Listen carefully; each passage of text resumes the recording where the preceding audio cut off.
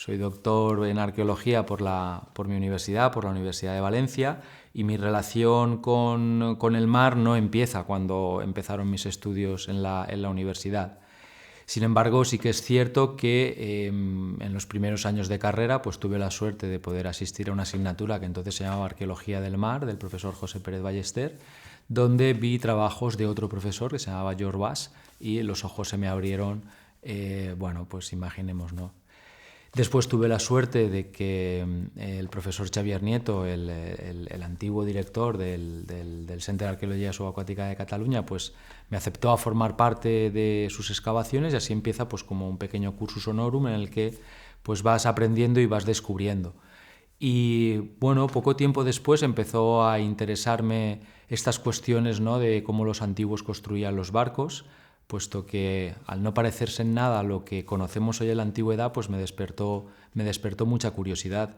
Y recuerdo claramente el año 1998, cuando yo era un alumno, que mi departamento, ¿no?, me envió al curso de arqueología de Ampurias, pues tuve la suerte de poder escuchar a Patrice Pomey, al profesor Patrice Pomey, donde pues nos estaba explicando cuestiones propias de la construcción de época romana a propósito del pecio de la Madrague de Jans, y bueno, pues quedé deslumbrado y enamorado por todo aquello, y la curiosidad se fue despertando, bueno, pues hasta el día de hoy, que no he logrado saciarla.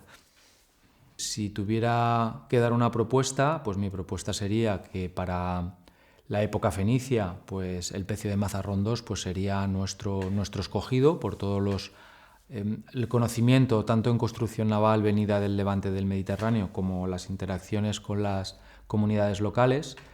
El pecio de Cala San Vicens pues sería mi elegido para hablar en época arcaica de cómo los focenses pues se interrelacionan con los autóctonos del litoral de la península ibérica. Si después nos fuéramos a la época romana, pues tendría dos candidatos. Un candidato sería el pecio de Cap del Bol, porque podemos considerarlo como un pecio de lo que los clásicos del momento todavía llamaban iberos a los autóctonos. Entonces tenemos ahí ese momento ibero-romano que nos lo enseña la arquitectura naval y los rituales que hemos documentado en el pecio. Sin olvidar también que para época romana pues el pecio de Bouferrer, que es un gran navío de la época de Nerón, pues también es una de las excavaciones pues más significadas en la bibliografía, y también, bueno, en mi caso personal, pues más de una década de mi vida que he estado involucrado, ¿no? Entonces, pues claro, no puedo dejar de mencionarla. Después el pecio de Ses Fontanelles, en la isla de Mallorca, creo que es otro yacimiento singular en la arqueología subacuática española, ¿no?, porque nos está reflejando un momento muy preciso en el siglo IV, cuando el cristianismo se ha institucionalizado, se ha oficializado, y algunas producciones de aceite pues ya van timbradas con crismones, etcétera, que bueno, pues tiene unos aportes a nivel científico muy interesantes, ¿no?, para darnos una fotografía de un comercio marítimo muy poco conocido. A lo mejor para la época clásica el SEC, que es un proyecto de mi universidad, que si no lo menciono luego me van a picar la cresta por no haber hecho mención al pecio del SEC, porque es importante. Nuestras administraciones públicas intentan ir compilando todas esas noticias de hallazgos, algunos verificados y otros no, pues para generar lo que se llaman las cartas arqueológicas subacuáticas, es decir, tener lo mejor acotado posible dónde se ubican estos yacimientos, pues con fines de gestión y con fines de protección y con fines de investigación. La estadística nos dice que la gran mayoría de pecios descubiertos en nuestros litorales pues han sido descubrimientos casuales, es decir, o gente que estaba haciendo una apnea, o gente que estaba buceando, o pescadores que bueno, pues han encontrado restos que han entendido que eran arqueológicos y los han declarado, han dado el aviso a las autoridades competentes, y a partir de ahí pues se han podido cartografiar. Lo primero que hay que organizar en cualquier proceso de investigación es buscar las preguntas. Es decir, ¿por qué vamos a ir a ese pecio o a ese puerto? Es decir, ¿por qué vamos a excavar? ¿Qué justificación científica hay para afectar nosotros como arqueólogos de manera irreversible, entiéndaseme, el yacimiento arqueológico, porque lo vamos a desmontar, lo vamos a desmontar. Entonces, el primer precepto antes de iniciar cualquier trabajo arqueológico en tierra o debajo del agua es que exista una justificación, es decir, que tengamos unas preguntas, unas cuestiones, unas incógnitas a nivel de investigación que el yacimiento nos va a poder aportar respuestas. Mi caso particular es la antigüedad, por lo tanto no podemos cotejar con un archivo escrito, pero aquellos compañeros especialistas en época medieval o moderna, pues sí que tienen esta suerte, ¿no? El poder cotejar en archivos históricos buscando informaciones que puedan hacer referencia al pecio que están investigando, incluso llegándose a casos en los que es posible identificar completamente ese navío antiguo, por ejemplo, del siglo XVI, puesto que donde está ubicado, cómo era el barco, qué contenía ese barco, pues tiene su traslación completa en una denostada burocracia hispana, pero que en verdad ahora a los arqueólogos nos viene perfecta.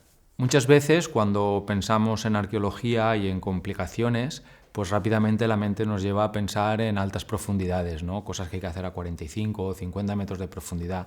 Y efectivamente tienen una parte compleja por lo que hace referencia al buceo, a la parte estricta del buceo.